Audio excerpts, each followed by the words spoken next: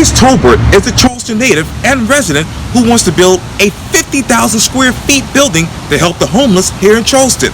Today, I talk one-on-one with her for this edition of Quintin's Close-Ups. And if you haven't already, subscribe to my YouTube channel and like Quintin's Close-Ups on Facebook. Denise Tolbert, welcome to the award-winning Quintin's Close-Ups. Thank you for being here. Oh, I appreciate you being here. I know that obviously you are the founder and soon to be executive director of the Village of South Carolina Homeless Shelter and Services. Let me ask you this, Denise. Who was Denise Tolbert before the Village of South Carolina, and who's Denise Tolbert right now? Well, before the Village of South Carolina, I was basically just a everyday person, just, living life day to day. I am definitely a native of Charleston, South Carolina. I went to the local schools here and the technical college here, where I studied early childhood development and business management, and I raised a family. And then I ended up on this journey to open up a homeless shelter. So now I guess I would say I am an advocate for the street sleepers in South Carolina. What is that journey like right now? Well, right now, after going through so many things, it's a lot easier. I understand things a whole lot clearer. So right now, it's mostly a fight just to get through the red tape right now. So if I could get through the red tape and get the certain things that I need done, I'm looking at a grand opening pretty soon. And I'm going to get to all of that in just a minute, but I know that obviously you started the coat drive, if I'm not mistaken, one day after you couldn't find your own coat in your house, I believe. Yes. So what happened was that first cold morning that we had in October, I went looking for my coat, like you said, and just started to think about, how many homeless people weren't prepared for the weather. And in that same thought, I decided to do a coat drive. Halfway through the coat drive, I realized that there were more people on the streets that you could actually see when you're driving by. And so I thought, why aren't these people in shelters? So after doing some research, I realized there wasn't enough shelters. And so I started a business plan to open up a shelter. How many homeless shelters are there right now in South Carolina? Well, I don't know as far as South Carolina, but locally there are a number of like group homes, not so much shelters. And they're very limited as to what they can take in. And so with some of them, you have to meet a certain criteria just to be accepted. But prior to COVID, I think things were probably okay and sufficient. But after COVID, so many people became homeless at no fault of their own. And so there's just not enough room. I should ask you this later on, but what exactly will be the criteria for the Village of South Carolina? As far as to get in, there actually is no criteria other than you have to be a street sleeper. I am specifically focused on those who are sleeping on the streets. And that's basically it. You come in and we serve you. We give you a bed and any social services that you need to move forward in life. And I'm going to get over to the beds in just a second. I know that, from my understanding, from my research, you obviously when it comes to ideas was birthed because you saw that there was a need that wasn't obvious. What's that need right now that is not obvious to a lot of people here in Charleston when it comes to homelessness? Well, that need is that they need to be housed. And I know that we have a crisis as far as not having enough low-income housing, and that's going to take some time to get to that point. But I don't feel like they should be waiting out on the streets until we get to that point where they can afford housing. And even with the stimulus checks and everything coming in, you would think that they would be able to get on their feet. But what a lot of people don't understand is it's very expensive to live on the streets, especially when you're taking care of a family. Even some individuals find it very rough to survive from, day to day. And how many families are out there right now in the city of Charleston, right here in Charleston, that is obviously homeless and have a family? Well, the numbers I have actually include Dorchester County, Charleston County, and Berkeley County. And it's close to 400 people that's literally living on the streets. And I'm going to get back to that in just a second. I know, too, that obviously, as you mentioned, you obviously had the coat drive. But let me ask you this. What did you learn more about nonprofits throughout your particular coat drives? Well, I didn't know anything about nonprofits at all. It was completely brand new to me. So I kind of put the cart before the horse and started doing things until I was taught that there's a process. And one of those main things that I need. Right. I'm hoping that my meeting with the mayor that's coming up very soon, I could get some advice and maybe even some help on expediting that status, because I feel like this is a disaster relief situation, and I'm hoping that the state leaders will work with me on getting that through as fast as possible. Now, you call it a disaster relief. What type of funding do you need for that right now? As far as funding, to open this shelter and to operate it for the first year is going to cost $3.5 million. Now, most of that money definitely goes towards acquiring the location and building it to suit. So it would be awesome if someone would probably volunteer the use of any of these empty buildings that are not being used. And that would definitely cut back on the funding that I'm going to have to raise. And I'm going to get to the money in just a second. I know that obviously a Village of South Carolina works diligently every day, helping our clients obtain housing, increase their income, improve their health, develop their children, and ultimately achieve independence. Who are your clients actually?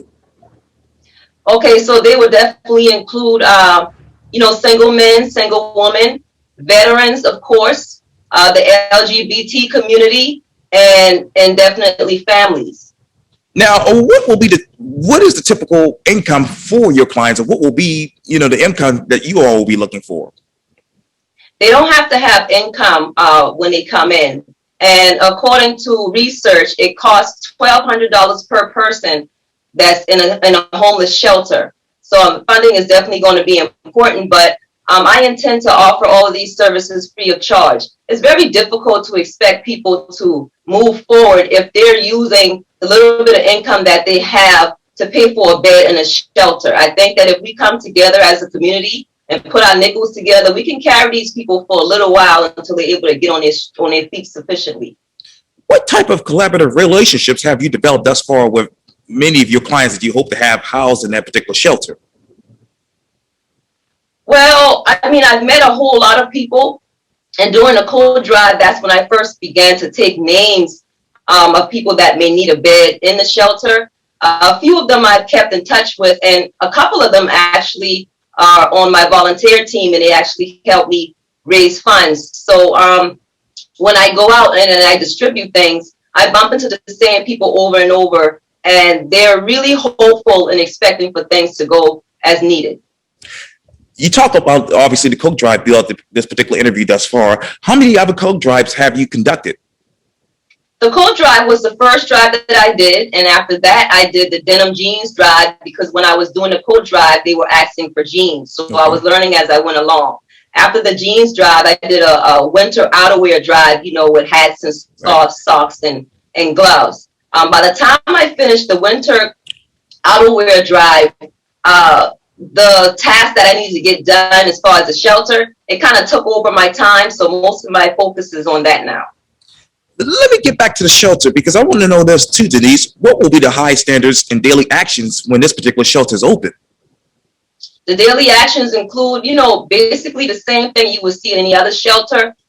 Definitely, breakfast, lunch, dinner, and things of that sort. But we also have skill building classes. We have counselors. I'm going to have definitely a social services department where you can go in there and request the different services that you think you need to move forward in your personal development plan. So throughout the day, there'll be things going on helping you with your plan. And then, in the evening time, hopefully everybody can wind down and actually get some rest so that they can focus on the next day. But what is your personal development plan? My personal development plan actually started in 2020 when I did my vision board, of which did not include advocating for the homeless.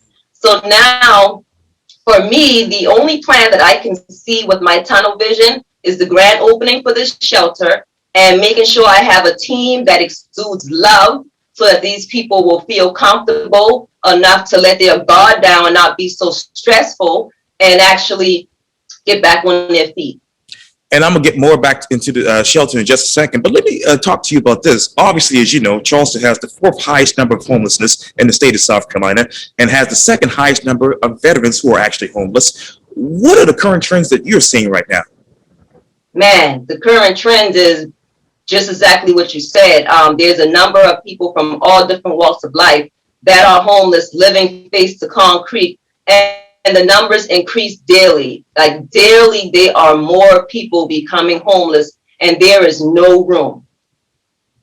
Now, I know, obviously, you talk about room. You are obviously in the process of building a 50,000 square feet built building, that is, for the homeless shelter, if I'm not mistaken. What is your blueprint? Well, most people, when they hear 50,000 square feet, they can't really understand that number. But if you think NFL football field, right, that's about the size of the shelter I want to build. And so that shelter is going to be divided in sections. It's not going to be wide open with cots on the floor. We want to make sure we offer as much dignity as possible. And you know, just try to just help as much as we can. And I know with that particular shelter, you obviously want to house up to 5,000 people. How many people in Charleston became homeless this week? Well, hopefully we can house up to 500 people. I'm hoping that we can serve more than that on a daily basis, because our services aren't just offered to the residents, it's offered to all homeless people. And on a weekly basis, it's about 5 to 6 people that become homeless weekly.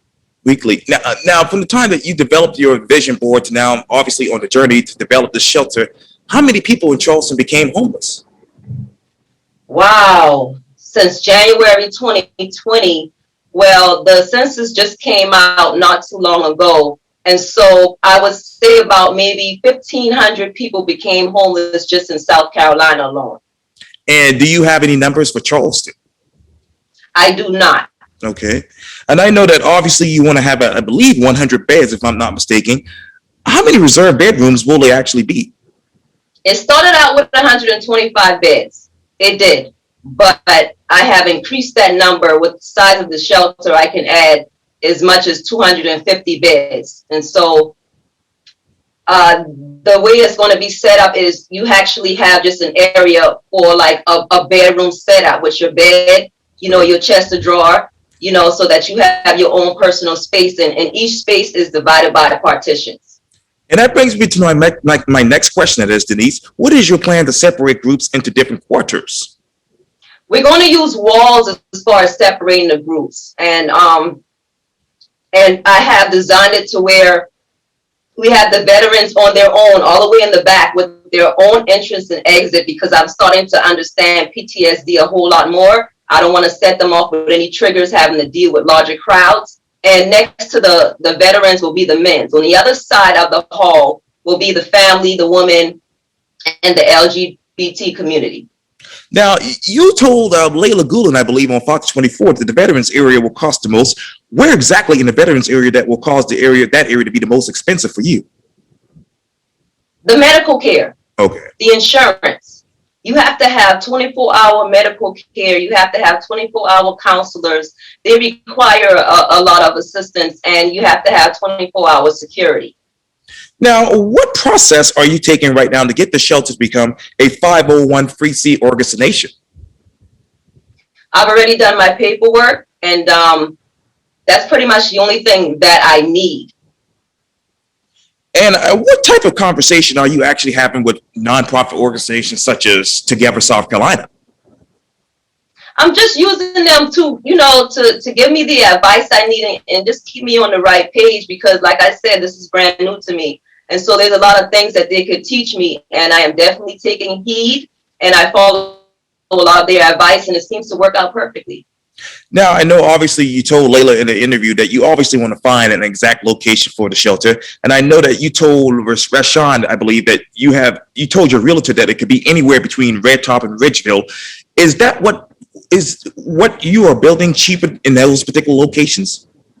Well, since those interviews, we've actually locked down our 6 locations, and they're all in North Charleston, which is one of the main reasons I'm happy to be talking with with the North Charleston mayor because that is in his district. Sure. And these locations are awesome. It offers the space that I need, and it's mostly already set up to just go in there and open up.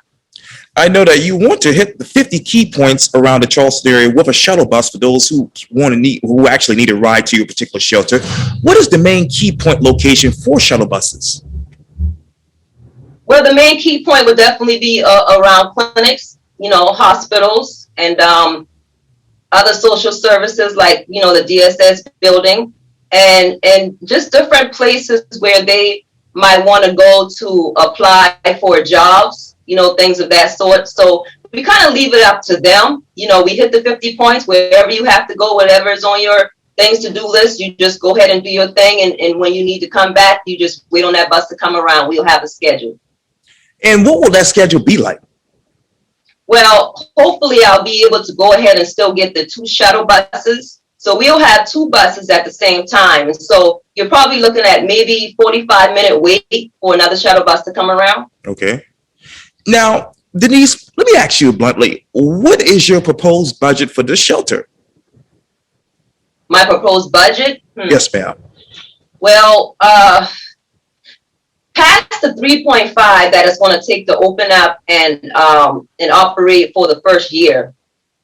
Every year after that, it's about $2 million. Now, how many of those pledges, or huge pledges, have you actually received for the finance of this particular shelter? Well, I have promised pledges of all the way up to $100,000. But everyone with those types of money, they are waiting for me to let them know that I have my status, because most people don't want to really give that amount of money unless they can write it off. As a matter of fact, how do you design and implement strict financial controls and accountability for your establishment, meaning the homeless shelter, obviously? As far as accountability and finances, I have a strong board, and the check and balance system that we have agreed to, it's awesome. We won't be able to miss anything because we'll be checking each other so that we can stay on point. What are you looking for when it comes to grant writers? Oh, that's a good question. As time has been going on and I'm coming across different financial opportunities, like I see different grants and things, I just basically add it to the list. And so when it is time for me to apply for these different things, hopefully most of it won't be too complicated that we can't do it on our own. But the ones that are complicated, then I'm definitely going to have to seek help with that. Since your vision for the shelter became obviously fruition in many people's minds, how many donations have you actually received? I've received a number of donations. The average donation was about, $6. So, I get small amounts, they come in, they trickle in, but it hasn't even touched the tip of the iceberg. And let me ask you this, because I'll ask you this later on too, but how do you coordinate diverse funding sources to maximize impact on homelessness here in Charleston? Well, as far as funding, that there are different grants for different things. And because I have different areas in my shelter, I will qualify for different grants. For example, there are veteran grants. There are grants for homeless families. So, I think that I have an opportunity to apply for a number of different kinds of group grants. Now, how do you obviously ensure that offered services satisfy the market needs? Well, at first, when we first opened, I do have a number of social workers that have chosen to volunteer their time for the first couple of months. And so we'll take it from there. And then afterwards, I'm thinking about maybe just cycling it out because there are other social workers that have signed up as well. Okay. And so we'll just kind of just keep it on a rotation and definitely make sure that certain social services are offered, like employment and housing services and things of that sort. Now, I know in the interview you did with Layla for Fox 24 Now, you basically said, hey, you're targeting the end of March for construction. Where are you right now? The end of March is not going to happen, but I'm still hoping that at least before the summer heat. It gets hot here starting in the end of May. And by the time June gets here, we're at 110 degrees. And so March being my first goal, I do have a little bit of extra time to work with. Now, you also said that, there are obviously different phases of homelessness that is in Charleston. What phase is most notable here? Most notable here would definitely be the rough sleepers, those that are on the streets, and that includes those that are on the streets or those that are living in abandoned buildings or living inside their cars. We consider those rough sleepers. Now, what are the characteristics of the homeless population that you will eventually serve? The characteristics? Yes, well, past the point that these are the ones that are sleeping on the streets, which is my main focus. But anybody that is homeless, meaning they don't have permanent housing, they don't have a lease with their name on it, we will serve them. They are considered homeless. Now, let me get back to the money, Denise. How involved are you with various stakeholder groups? I've been in touch with many of people, and very influential people. And so many of them we talk on a daily basis. I just got a text from one last night, and they're coming up with different ideas of how to assist me, even past just donations. Like they've even offered, one construction company offered free labor, for anything that needs to be done. So I'm keeping in touch with them, and when the time is right, they'll get involved.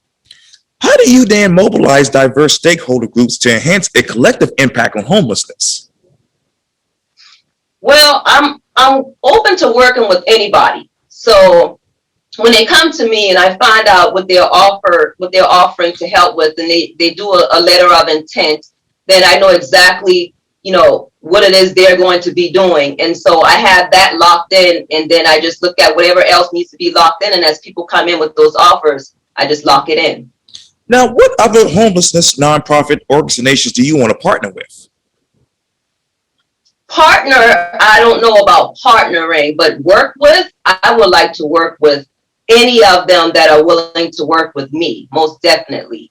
Sometimes we have different perspectives, and so I don't want to put anybody in a situation where they don't feel comfortable with what I'm doing, or maybe think that I'm doing too much, because I have been approached by many that told me I should start small and then go big. So sometimes we don't really see eye to eye, but what we do understand is we are out here to help the homeless. So with that, we work together and we do that. But as far as partnering, like as far as the shelter, I'm all on my own. Where do you want to start small right now until the shelter is actually completed? What we are doing right now is we're offering different social services on my business page. And so we're trying to help people to get the documents they need. Many people have lost their birth certificates, social security cards, their state IDs. So we have people in this group that are sponsoring those that need these type of documents. And then we have some employers that are looking for workers. And so we try to pair them up so that they could get some income in. Now, what models and timelines are you looking at that have been proven successful in the past when it comes to building homeless shelters?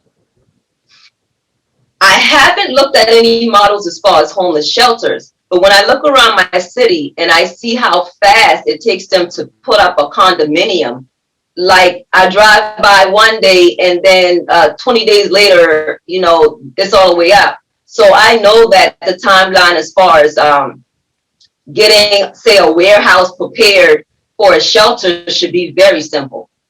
What significant changes have you occurred since your last planning process for this homeless shelter? Significant changes? The significant changes would definitely be entertaining the idea of being able to help more people, because getting news that certain communities are going to be evicted, these people need somewhere to go. So that's the only thing that have changed significantly since the original plan. How do you develop a theory of change to guide the planning and implementation process of ending homelessness? My goal has never been to end homelessness. I think I was misquoted a couple of times with that. Okay. That is a fight that I think is ongoing. My main concern is just getting people off the streets. They are human beings. They should not be living like dogs. And so as far as ending homelessness, that goes way beyond me. That even goes into the political realm. And I definitely don't want to touch that. But I definitely want to be that helping hand so that while, like I said, people are getting those things in place, these people don't have to be on the streets waiting on things to happen. Now, how do you actually, in your mind, build a strong and active board of directors? Well, of course, we would all need to be on the same page, and everybody's main focus needs to be whatever's best for the people that we serve. You can't have any personal reasons why you're making certain decisions. We have to look at the whole situation and put them first and make the decisions that's best for them. So I've been able to, collect people that are on that page, and things seem to be going well. And do you have a list of those board of directors? I don't have a list of those board of directors. However, the main ones, which is me, obviously, as the president, and then I have my secretary, Janice Stanley, and then I have my treasurer, Yvonne Frierson. Those are the main key players in our decisions. Now, what else would you add to your personal development plan that will lead to success for the shelter 5-10 years from now? That's a good question. No one asked me that, but I had planned to implement some type of transitional housing. So I've been looking into the container situation. I don't know if you've seen any articles about it, but many states are now doing containers and turning them into like studio apartments. So the development is definitely, once you're in the shelter and you're able to manage your money, and you can go ahead and transition into hopefully some type of studio apartment that we have, on your way to wherever you want to be. Now, you said that you talked about this earlier, but what have you learned more about homelessness that you didn't know prior to developing this shelter? Oh, what I didn't know was a lot of them have pride. And you think that just because you're offering something that they're going to come. You have to actually go to them. They're not really comfortable with standing in food lines. They do it because they have to, but they would prefer to keep their situations private. Denise Tolbert, thank you so much for your time. And again, welcome to the award-winning Quintin's Close-Ups. Thank you for having me. I enjoyed it. Likewise.